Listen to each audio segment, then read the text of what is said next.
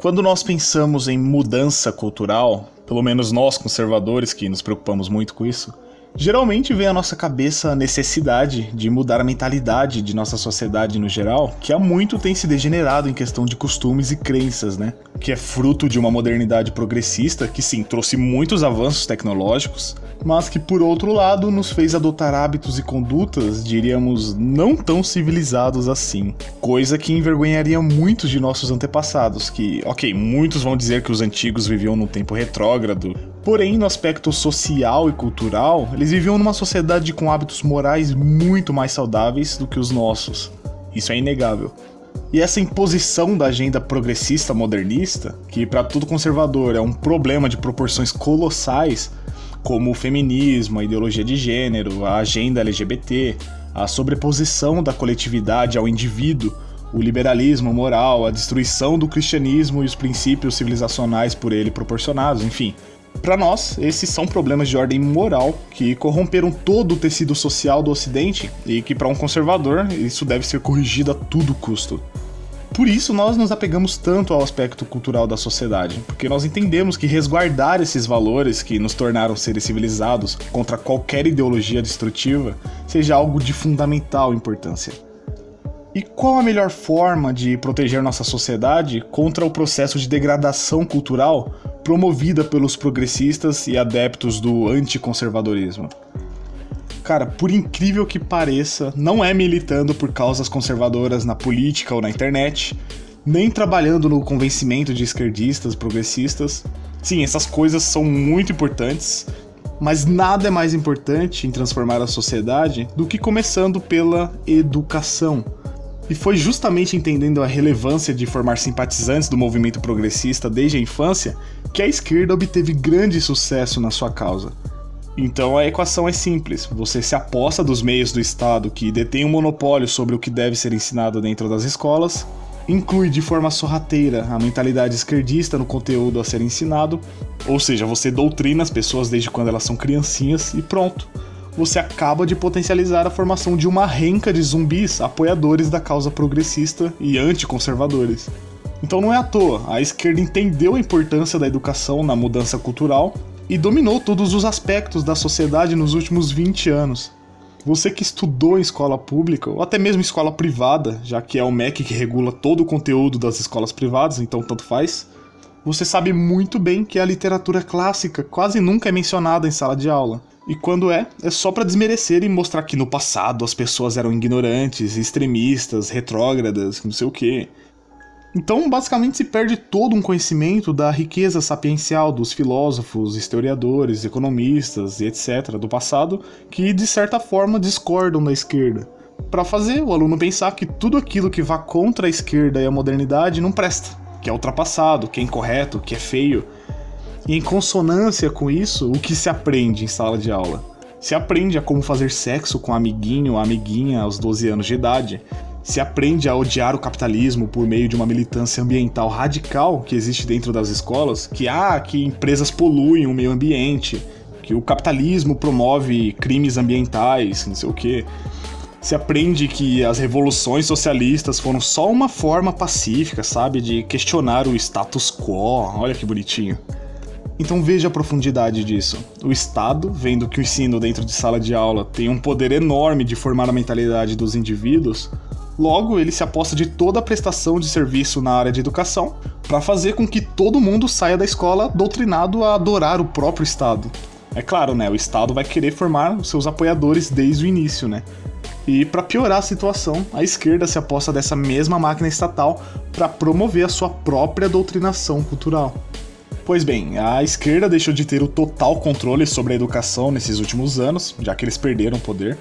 Porém, não seria nem um pouco ético por parte da direita fazer a mesma coisa, né? Repetir o mesmo erro. Ou seja, impor os seus preceitos goela abaixo nos estudantes, se aproveitando da educação estatal, como a esquerda fez. Então, não. O correto a se fazer, e é o que eu proponho aqui, é a total desestatização da educação. Simples assim. Primeiro, que não é papel do Estado ensinar aqueles que vão acabar por dar poder a ele. E outra, a educação é um serviço como qualquer outro.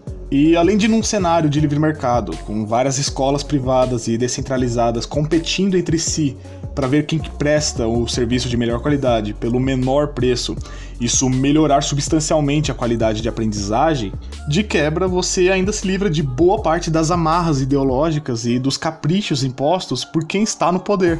Então começa por aí. Você blinda seu filho da ideologia do atual governo.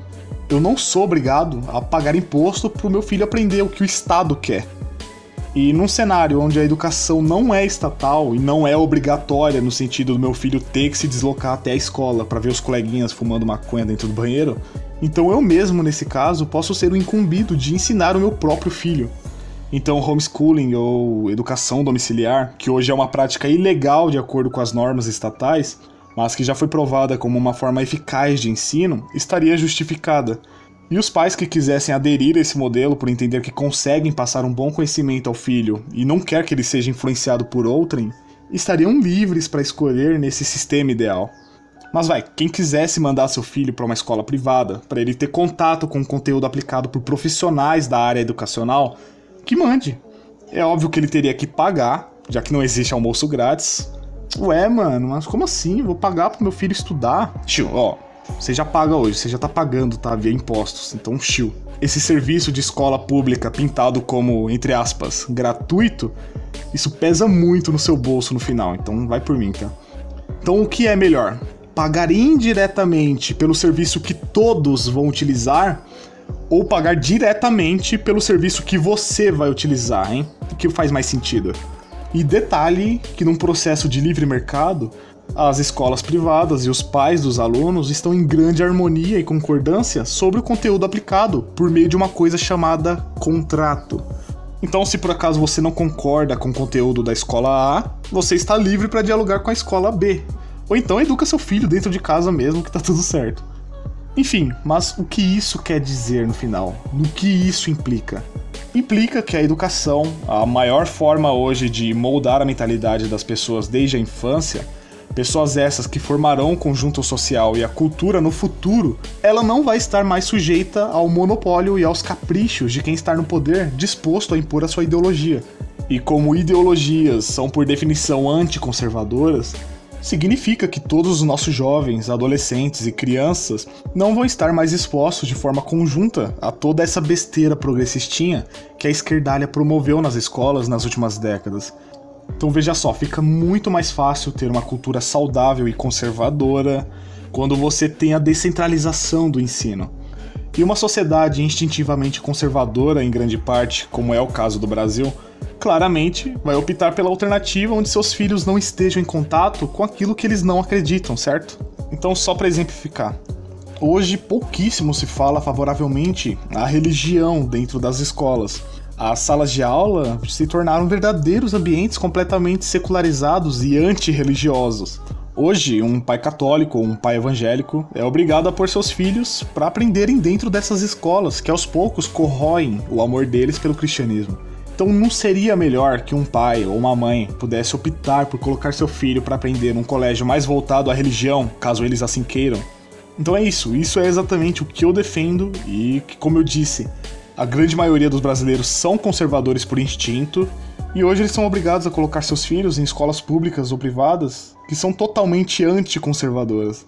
Então, se você tira esse estado moderno da jogada, como nós temos hoje, e dá a opção de cada família escolher qual a forma de ensino é a melhor para o seu filho, então, nesse caso, a manutenção da cultura cristã conservadora é uma mão na roda. No mais, eu vou ficando por aqui. Um grande abraço, fica com Deus e até o próximo vídeo. Eu fui.